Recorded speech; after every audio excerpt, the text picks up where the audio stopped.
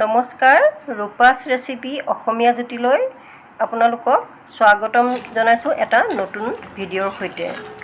আজি মই ঢেকীয়া শাকৰ বৰ দি বনোৱা টেঙা জোল আৰু লগতে কলডিলৰ ভাজি এখন দি বনোৱা ভাত সাজ আপোনালোকক দেখুৱাবলৈ লৈছোঁ।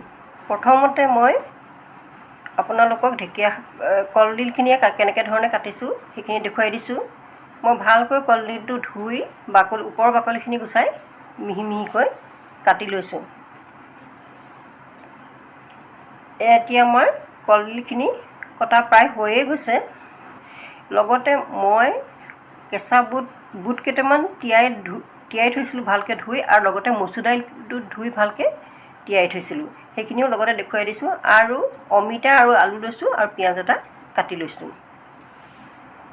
প্ৰথমতে মই কেৰাহীত মিঠাতেল অলপ দি লৈছোঁ।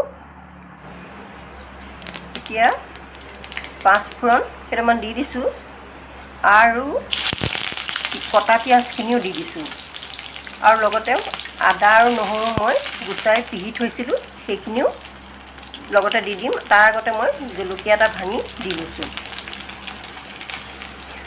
আদা নহৰু পিচাখিনি দি দিলোঁ, দি তাত অকণমান হালধি দি লৰাই দিম। হালধিখিনি দিয়ে মই লৰাই দিছোঁ। পিঁয়াজখিনি প্ৰায় আধা ভজা হৈয়ে গৈছে, সামগ্ৰীখিনি লগতে লৈ ভজা হৈ গৈছে। ইয়াত মই কাটি থোৱা কলডিলখিনি দি দিছোঁ, লগতে বুটখিনি আৰু মচুৰ দাইলখিনিও দি দিম। বুটখিনি আৰু মচুৰ দাইলখিনি দিয়াৰ লগে লগেই কাটি থোৱা অমিতা আৰু আলুখিনিও ইয়াত দি দিছোঁ। এইখিনি দি এতিয়া মই ভালকৈ মিহলি হোৱাকৈ কম জুইত লৰাই দিছোঁ। লৰাই অকণমান ভাজি লৈছোঁ। ভাজি লৈ তাত মই গৰম পানী দি নিমখ দি উতলিবলৈ দিম। এয়া অলপ ভাজি ল'লোঁ। পানীখিনি দি দিছোঁ আৰু উপযুক্ত অনুসৰি নিমখ দি দিছোঁ। এতিয়া ঢাকন এখন মাৰি উতলিবলৈ দিম। ভিডিঅ'টো বেছি দীঘল হৈছে কাৰণে মই সম্পূৰ্ণ দেখুৱাই দিয়া নাই। যেতিয়া অমিতাখিনি সিজিব তেতিয়া আপোনালোকে নমাই থ'ব। এইখিনি আমাৰ হৈ গ'ল। মই আপোনালোকক ঢাকনখন খুলি দেখুৱাই দিছোঁ। এয়া দেখিছে আমাৰ সিজি গৈছে ধুনীয়াকৈ। এইখিনিতে মই নমাই থ'ম। এইখিনি নমাই থোৱাৰ পিছতে মই ঢেকীয়া অলপ বাৰীৰে বুটলি আনি ভালকৈ ধুই লৈছোঁ আৰু মিহি মিহিকৈ কাটি লৈছোঁ। ঢেকীয়াখিনি কাটি হোৱাৰ পিছতে মই মচুৰ দাইল পিহি লৈছোঁ। এতিয়া মই এই কেৰাহী এখনত বৰ বনাই লওঁ। পিহা মচুৰ দাইলখিনিত মই নিমখ আৰু অকণমান হালধি মিহলাই লৈছোঁ। এটা এটাকৈ প্ৰয়োজন অনুসাৰে মই বৰকেইটা দি গৈছোঁ। বেছি সময় নালাগে বনাওঁতে, খুব কম সময়তে হয়। মই এটা ছাইড সিজাৰ পিছত লুটিয়াই দিছোঁ।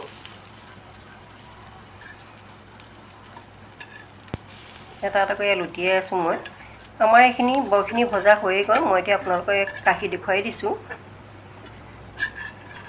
পুনৰ একেখিনি তেলতে আৰু অকণমান তেল দি মই ভেদাইলতা পাত কেইটামান পিহা মচুৰ দাইলখিনি অকণমান থৈ দিছিলোঁ, তাৰ লগতে মিহলাই মই এটা লগতে এতিয়া অলপ ডাঙৰকৈ একোটা বৰ বনাই দিছোঁ। ভাতৰ লগত খাবলৈ ভাল লাগিব, সেইকাৰণে মই অলপ ডাঙৰকৈ বনাইছোঁ। আটাইকেইটা বৰ এতিয়া আমাৰ বনায়ো হৈ গৈছে। সেইকেইটাও মই আপোনালোকক কাঢ়ি দেখুৱাইছোঁ কাঁহী এখনত। ইয়াত দেখিছে নিশ্চয় আপোনালোকে হৈ গ'ল আটাইকেইটা। মই ক'লা কেৰাহী এখন লৈছোঁ, তাতে অলপ মিঠাতেল দি লৈছোঁ, কাৰণ ইয়াত ক'লা কেৰাহীখনত টেঙা জোল বনাবলৈ সুবিধা হয়। তেলত মিঠি গুটি কেইটামান দি দিছোঁ, আৰু লগতে নহৰু দুফুটমানো দি দিছোঁ। হালধি অকণমান দি তাত মই কাটি লোৱা ঢেকীয়াখিনি দি দিছোঁ।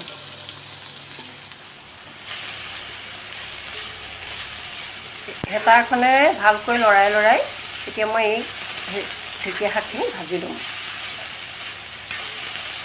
অলপ আধা সিজা হ'লেহে খাবলৈ মানে টেষ্ট হ'ব বহুত, যিখন আঞ্জা বনাম মই সেইকাৰণে অলপ এয়া লৰাই আধা সিজি গৈছে। এইখিনি আপোনালোকে দেখিছে আধা মই দেখুৱাইও দিছোঁ। ঢেকীয়া শাকখিনি আধা ভাজি হৈ গ'ল।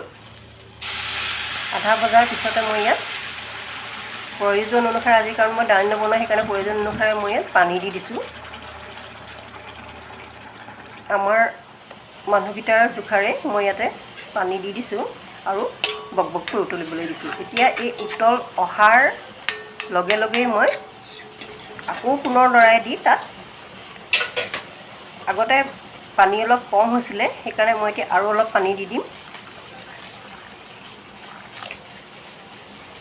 এয়া দেখিছে মোৰ পানীখিনি জোলটো কম হোৱাৰ কাৰণে একেবাৰে মই পানী দি দিছোঁ আৰু এইখিনিও এতিয়া মই উতলিবলৈ দিছোঁ। লগতে নিমখ দি দিছোঁ আৰু এই বকবককৈ উতলাৰ পিছত উতলাৰ লগে লগে মই তাত ভাজি লোৱা বৰখিনি এটা এটাকৈ দি দিছোঁ।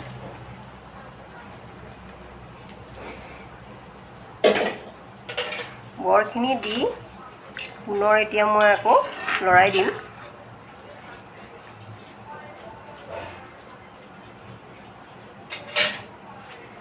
মই আটাইখিনি বৰ দি লৰাই দিছোঁ। আকৌ এতিয়া মই ভাল উতল আহিবলৈ দিম।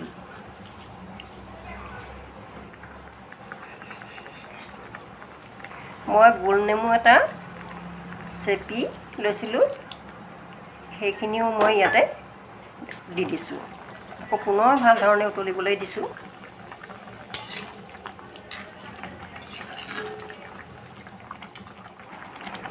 এইখিনি আমাৰ এতিয়া নমাব পৰা হৈ গৈছে। মই নমাই থৈছোঁ। আপোনালোকক লগতে আজি মই কি বনালোঁ সেইখিনিও দেখুৱাই দিছোঁ। ভেন্দি অলপ কাটি লৈছিলোঁ, সেইখিনিও দেখুৱাই দিছোঁ আপোনালোকক। দূৰ অকণমান ভাজি লৈছিলোঁ, সেইখিনিও লগতে আপোনালোকক দেখুৱাই দিছোঁ। আপোনালোকে ভিডিঅ'টো চাই ভাল পাইছে বুলি আশা ৰাখিছোঁ। আজিলৈ সামৰি আপোনালোকক পুনৰ ধন্যবাদ জনাইছোঁ।